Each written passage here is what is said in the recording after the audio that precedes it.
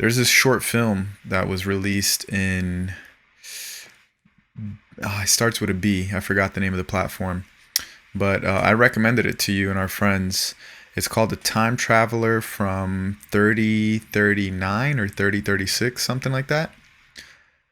It's a short film basically about this guy. It's like a documentary style short film about this guy that time travels from the year 3039, and he comes into our time, and he just talks about the future.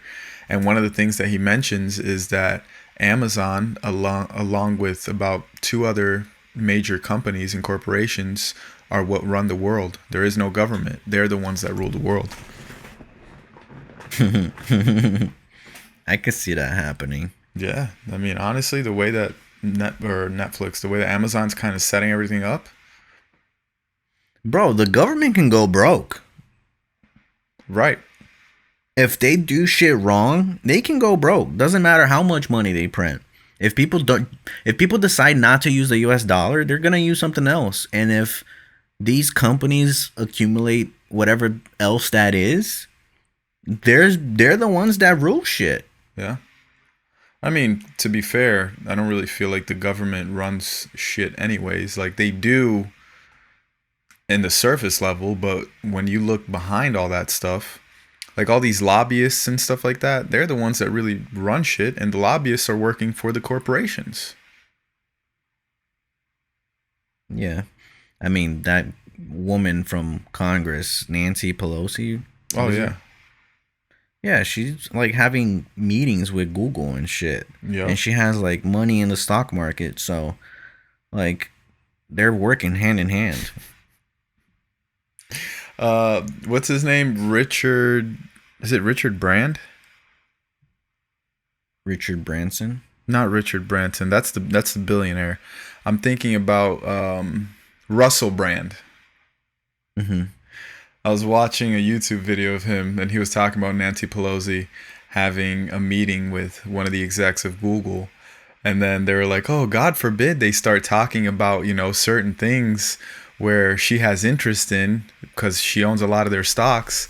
And then what Nancy Pelosi, being the great woman that she is, she's going to say, oh, what kind of woman do you take me for? Don't talk to me about these things. I don't want to hear any of this stuff.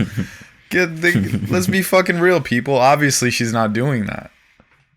No, she's definitely wanting inside information for her to set the rules. Yeah.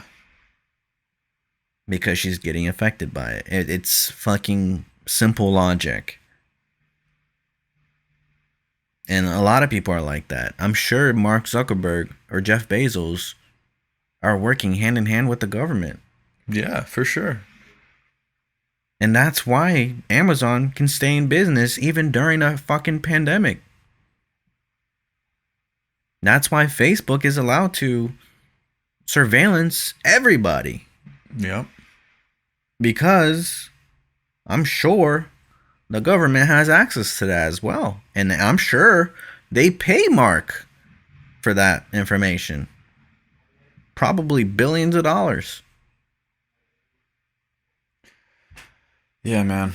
It's crazy. I mean, but these are just theories. Don't take none of this shit as a fact. These are just things that I think about. It's crazy to me that lobbyists exist. Like, that's a legal thing. Like, hey, I could pay this person to talk to this politician and offer him an X amount of money to influence him on not passing this bill or passing this bill for the benefit of my company. So I'm basically going to be funding his whole campaign. Like, how is that legal? Because the government allows these things just makes it fucking obvious that they're corrupt. At least in my mind. It's like, what? He who owns the gold makes the rules. That's like doing a brand deal that you don't necessarily believe in their product, but you're still doing it for money. And a lot of people do that. I'm guilty of doing that. I've done that before. I've gotten brand deals that I fucking hate their product, don't use their product. So you're a lobbyist. I'm a fucking lobbyist. Doing it for the goddamn money. If I was a politician, I'll be selling y'all mother. Nah, I'm just kidding.